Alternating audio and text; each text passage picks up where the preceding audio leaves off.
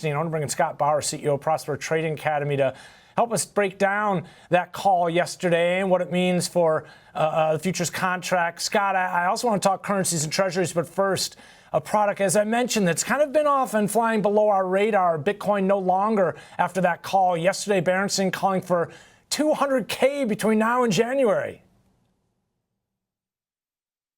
As optimistic as you can get, even more so than Kathy Wood, I think.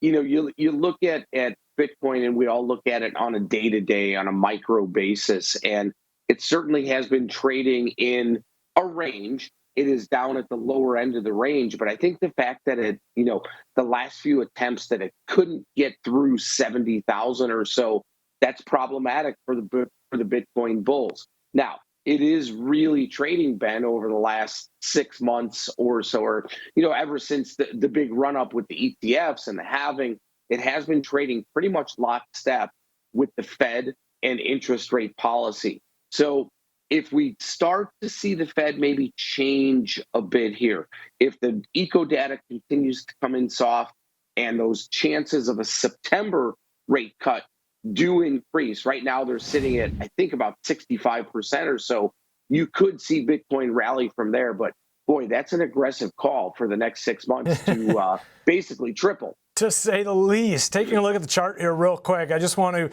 point to, as Scott mentioned, with yields coming off, we've seen Bitcoin come off, right, from 72.6 here and all the way down to 63.5. I want to just show you where we are in the bigger picture, because Scott also mentioned the fact that we've been in a bit of a range.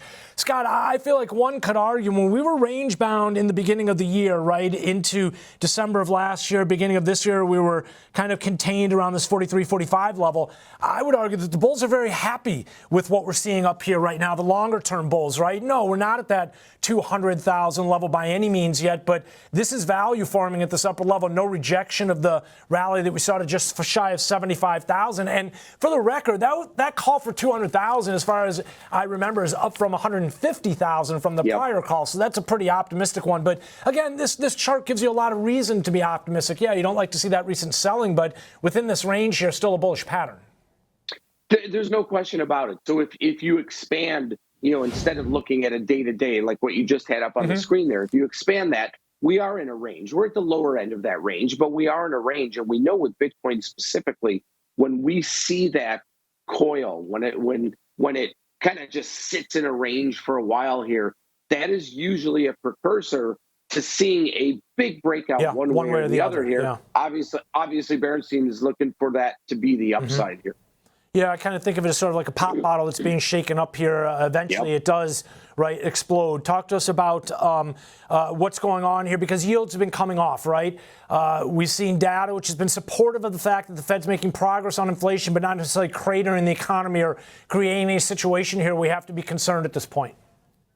Yeah, I mean, the Fed likes the data that's coming out. Yeah. And as we always discuss, I think you have to be careful what you wish for. We don't want to see the data, coming in too soft continuously here. But yeah, the Fed likes this here. September probabilities, again, are about 60 to 65% of a rate cut. But when you compare the Fed to other global central banks here, I think that, there is still a very, I don't want to say hawkish stance, but the Fed is not as aggressive, obviously, to be cutting rates or easing policy as other central banks around the world. I think that's interesting you bring that up, Scott, because I feel like that would create a situation where the dollar, in theory, would be buoyed, right? We would see it maybe 106, 106.5 even, inching its way back up to 107 on that premise. But then you also have yields which have been falling, which in maybe some ways creates balance, which we know the market likes balance, right? So that kind of feeds into what we have seen here in terms of stocks at all-time highs. No question about it. And I think that is why the dollar is hanging in the 105 plus range and not down at 104, maybe 103 with yields lower, you mean? It's exactly right. Yeah. So it is balanced there. I know the chart that you have up on the screen there, we can see that there in that 106 to 107 level you were talking about.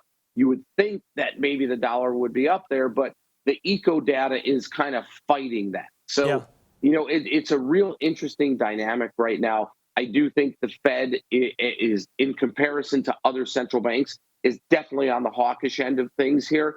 that doesn't mean that they are hawkish overall. I'm just using that as a comparison, especially when you look at Japan, which didn't do anything. Many had expected to, to see something there. They really didn't do anything. You look at the ECB, you look at the Bank of England, and the Fed is standing pat. Yeah. Hey, if we could pull that chart back up again real quick, because kind of getting back to our comment and discussion or thought about Bitcoin earlier, in a bit of a range, right? So here we've got the dollar, which has been somewhat range bound, contained as well. I feel like kind of falls under that category, shaken up, pop bottle. Eventually we're going to blow the top or the bottom off of this thing. Scott, we tried to get you on record, or had you on record, saying that the ECB was going to be the first one to cut, right? And just because that was a scheduling issue, though, right? That was the Bank of Canada. They got to go a day before. So in theory, you were right in many ways, we'll call it. But okay, so now let's get you on record here. I mean, which way is the dollar going to break out? Are we going to see above 107, or are we going to take out those lows that we had on that chart earlier?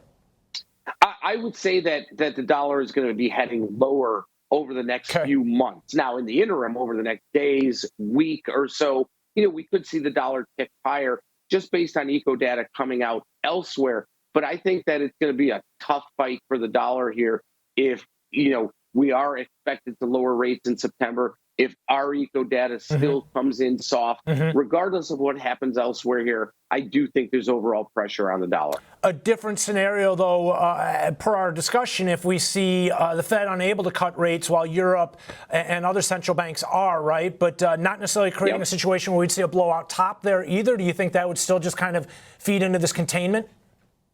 Absolutely. I can't see a scenario really where there's going to be a blowout top here for the dollar, unless over the next several weeks, maybe we get a June jobs report that is really a hot blowout on the upside. Right, exactly.